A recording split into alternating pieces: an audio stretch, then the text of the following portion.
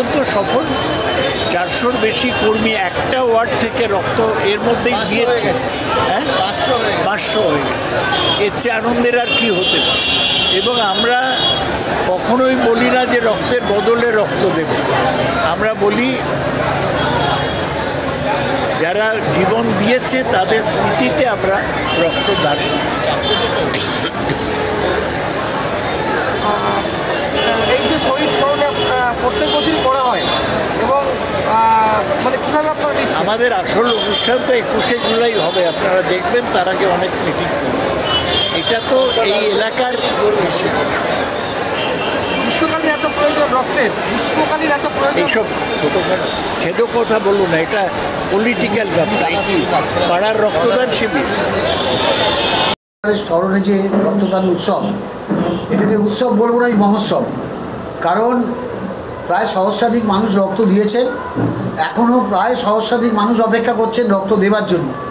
ওপরে একটা আলাদা জায়গা হয়েছে, শুনেছি শুধু মহিলারা রক্ত দিচ্ছেন। ফলে এই যে বেদিয়াপাড়া, এর সাথে আমার একটা নিজের স্মৃতি, একটা অনুভূতি জড়িয়ে আছে। আর এটা একসময় 2006 সাল পর্যন্ত এটা বড়নগর বিধানসভা কেন্দ্রের মধ্যে ছিল। আমি 2001-2006 বড়নগর বিধানসভায় প্রতিদ্বন্দ্বিতা করেছিলাম। সেই সময় এই বেদিয়াপাড়ার সাথে আমার একটা নিবিড় সম্পর্ক ছিল, কারণ দুটো ভোটেই এই অঞ্চল থেকে মানুষ আমাকে ভোটে জিতিয়েছিলেন। ফলে আমার একটা কৃতজ্ঞতা, একটা ভালোবাসা, একটা অনুভূতি এই অঞ্চলের মানুষের প্রতি আছে। কিন্তু আজকে এখানে এসে আমার আরও আনন্দ লাগছে যে এই বেদিয়াপাড়া, যে বেদিয়াপাড়াকে আমি চিনতাম, এখন সেই বেদিয়াপাড়া নেই। এই বেদিয়াপাড়া অনেক উন্নত, অনেক আধুনিক।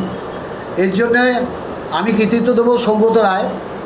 তিনি সবথেকে বড়, তিনি সবথেকে বড় হচ্ছে যে এই রেলের ব্রিজে ছোট্ট একটা সংকীর্ণ রাস্তা ছিল, মানুষ ঘন্টার পর ঘন্টা অপেক্ষা করতো বেরোতে বা বেদিয়াপাড়ায় প্রবেশ করতে। একটা আইল্যান্ড, একটা দ্বীপের মতো ছিল।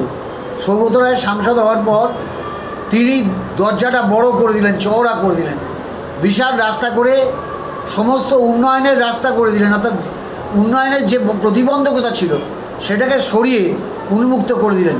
পরে ব্রাত্য বসুর মতো একজন বিধায়ক পেয়েছেন, যিনি সার্বিক উন্নয়নে মিন্ময় দাসের মতো তরুণ কাউন্সিলরের পাশে থেকে এই বেদিয়াপাড়ার সার্বিক উন্নয়ন হয়েছেন। ফলে আমার খুব ভালো লাগছে এই উন্নত আধুনিক বেদিয়াপাড়াকে দেখে, যেটা একদিন আমি নির্বাচনে লড়তে গিয়ে দুটো টার্মে একটা স্বপ্ন দেখেছিলাম। আমি এসে দেখছি সেই স্বপ্ন সার্থকতা সৌগত রায়, ব্রাত্য বসু এবং মিন্ময় দাসের হাত ধরে এই সার্থকতা হয়েছে।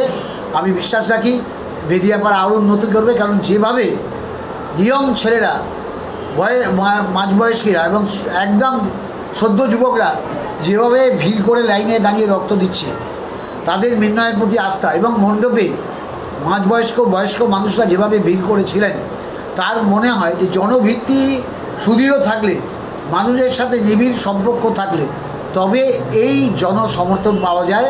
আমি মিন্ময়কে অভিনন্দন জানাবো, মিন্ময়ের আরও সাফল্য কামনা করব।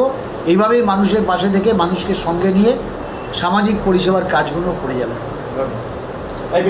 আমাদের শহীদ তর্পণ, আমরা তৃণমূল কংগ্রেস হচ্ছে শহীদের দল। হাজার হাজার রক্তের কর্মীদের রক্তের বিনিময়ে তৃণমূল কংগ্রেস গঠন করা হয়েছে। সুতরাং এটা হচ্ছে আজকে আমাদের নতুন না। আমরা যখন দল ক্ষমতায় ছিলাম না তখন থেকেই আমরা এই রক্তদান করে এসছে।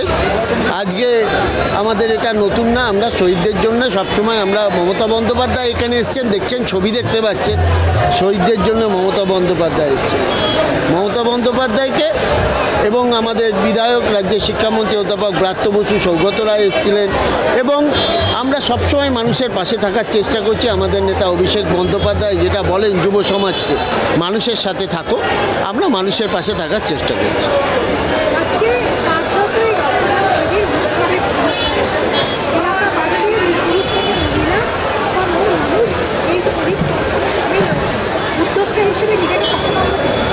আমরা উদ্যোক্তা হিসেবে সত্যি আমি নিজেকে তাদের কাছে নতমস্তকে প্রণাম জানাই, যারা এই শহীদকে স্মরণ রেখে আমাদের ডাকে রক্তদাতারা রক্ত দিতে এসছেন। তারাই আজকে প্রধান অতিথি।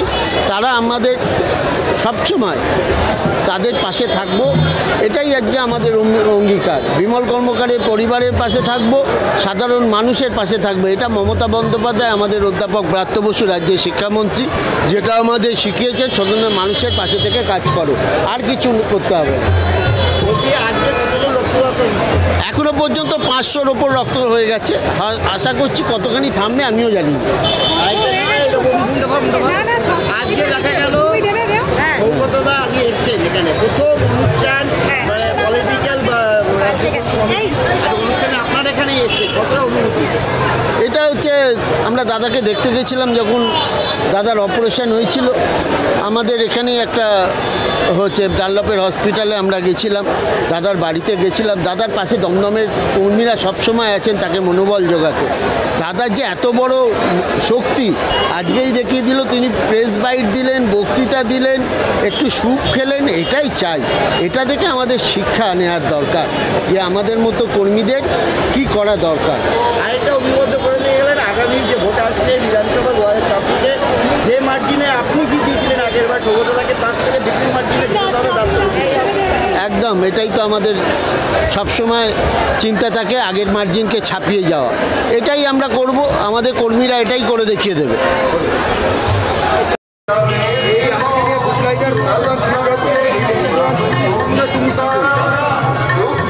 দেখো, ভালো কর্মী হতে গেলে ভালো সোশ্যাল ওয়ার্ক হতে হবে। যারা মানুষের পাশে দাঁড়াবে তারাই আসল তৃণমূল কংগ্রেসের কর্মী। যারা মানুষের পাশে থাকবে না, আমাদের নেত্রী সবসময় বলেছে মা মাটি মানুষ, মা মাটি মানুষ পাশে যদি না দাঁড়িয়ে থাকি, সে কোনোদিন ভালো তৃণমূল কংগ্রেস কর্মী হতে পারে না।